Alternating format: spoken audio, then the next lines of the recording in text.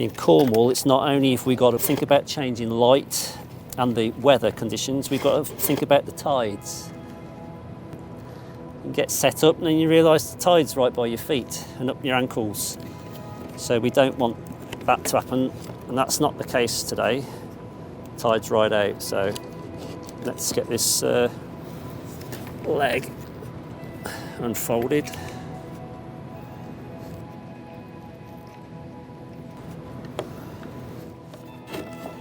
You can have a Perspex palette or a piece of plywood. I just like painting on glass. So there's your brush roll.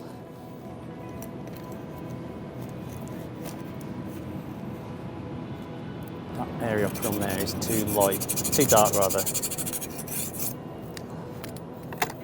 So we'll just take a bit of that back with our rag. Stain the gesso, it's quite nice. It's gone like an almost ochre colour on there, so it's quite nice.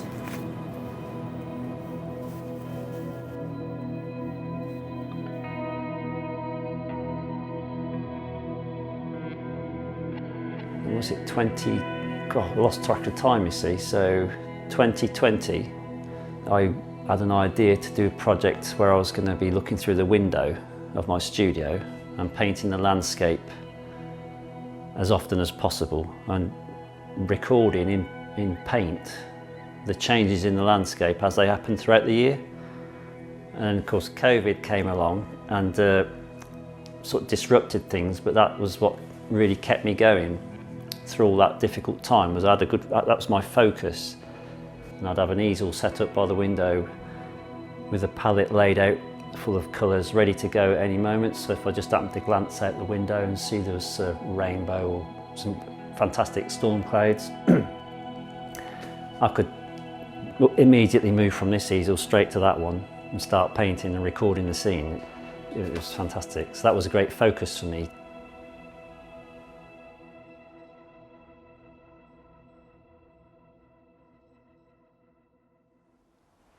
It's complemented my daily routine of sketching as well.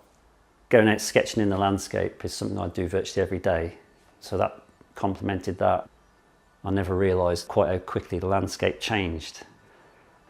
And sometimes I'd do a painting from a window on the Monday and the fields would be green in the distance, and then I'd come in on the Wednesday thinking they'd be the same, and they'd been ploughed in.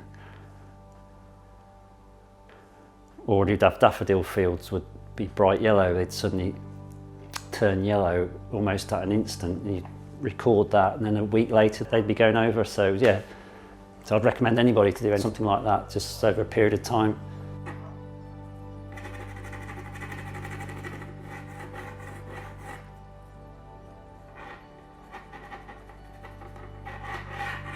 It helped me sort of learn to record things when I go out plein air painting. It just helped me speed up my painting and look. I was looking all the time. I can really look into the landscape now and I can record things quite quickly, and I know what to paint as it happens. So if there's a field catches the light, I'll get that in quickly before it disappears, because I know now how fleeting that moment can be. It taught me quite a lot, really.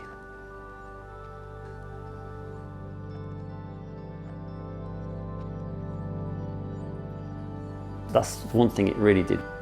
You're mixing colours so quickly to respond to what's going on out there in the landscape that you just know which 2 or 3 colours to use for that colour instantly. You don't really have to think about it.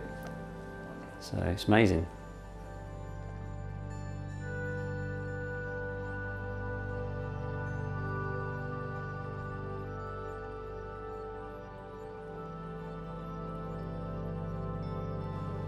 I'll often start a painting outside in plein air.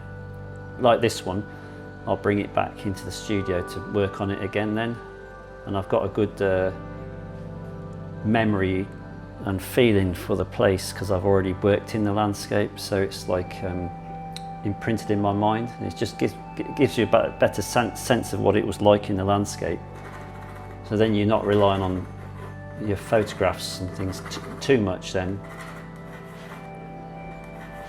You're using your own experience of being in the landscape to help give that painting a bit of life.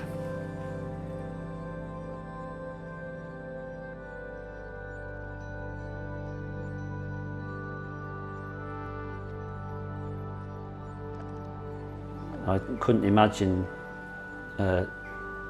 not working in the landscape. In the outdoors, I couldn't imagine just sitting in the studio, unless you're working purely from imagination, of course. But I don't think my imagination is that good. I have to rely on nature to tell me what's going on.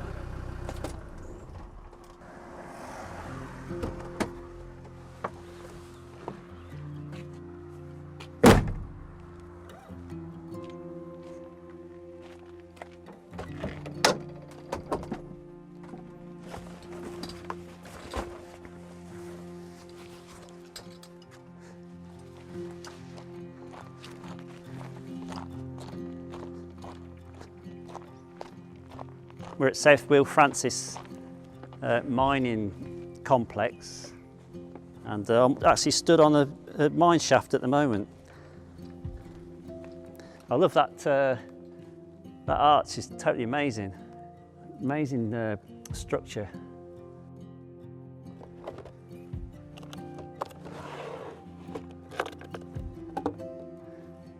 Obviously, everybody needs to support themselves. I've had jobs in the past, like when I was a postman, I used to get quite frustrated not being able to paint, not having the time to do that. And when you have young children, I had a young family as well, it became quite difficult to find time to paint sometimes then. But what kept me going then was like having my sketchbook and being able to go out sketching in the landscape. So you always got something to fall back on. Even today, like when I might not have time to have a day of painting because I've got other commitments. But if I've been out sketching in the morning when I'm walking the dog, which I do a lot, first thing in the morning, I've done some sketching, and that keeps me going then. So I might not get to do any painting, but the sketching is something that's helped me a lot. That's what's kept me going when I can't find time to paint for one reason or another. In the winter, I'm going to experiment more with charcoal. I'm going to go and do a lot of charcoal work, paint with charcoal as well. So I'm going to take my equipment out with me, chuck a load of charcoal on and paint into that. I just want to have a bit of fun with some different media during the winter. And then I'm not sure, next year I'll be looking to do another long-term project, but I'm not quite sure what it is yet. At the end of that, let's say 6 months, you've got some tangible work to show for your time rather than just flitting from one thing to another and not really getting anywhere. I like to see a bit of progress in a long-term project. It may be like painting the sky for 6 months, just doing lots of sky studies, because that's amazing up there. You could do that every day of the year and you'd have a fantastic record of what the sky looks like now, how it changes so much. So I quite fancy doing that actually.